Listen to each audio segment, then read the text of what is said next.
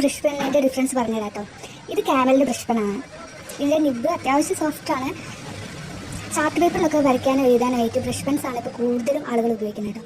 Curves വരയ്ക്കാനായിട്ടും lines വരയ്ക്കാനായിട്ടും ഒക്കെ പെർഫെക്റ്റാണ്.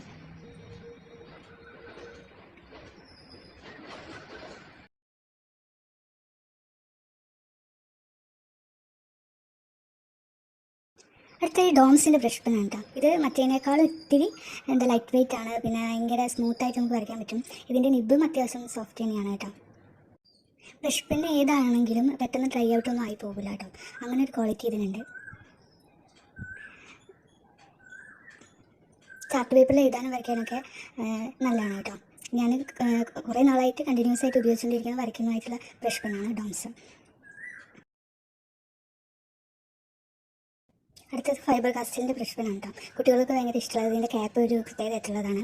ഇതിൻ്റെ നിബ്ബ് വളരെ ചെറുതാണ്, ഭയങ്കര സോഫ്റ്റാണ് കേട്ടോ. മൈന്യൂട്ടായിട്ടുള്ള കാര്യങ്ങൾ വരയ്ക്കാനൊക്കെ ഇത് വളരെ നല്ല ബ്രഷ് പെന്നാണ്. ഇത് ഭയങ്കര ഇഷ്ടമായിട്ടാണ്. കളേഴ്സ് വേണമെങ്കിൽ നമുക്ക് ബിൽഡ് ചെയ്തെടുക്കാം കേട്ടോ, ഷെയ്ഡ്സൊക്കെ. പിന്നെ നിബ്ബ് കണ്ടില്ലേ, ഭയങ്കര ചെറുതാണ്. കമ്പയർ ചെയ്യുമ്പോൾ തന്നെ കണ്ടില്ലേ.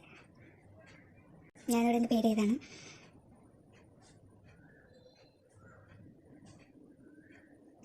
Okay, thank you.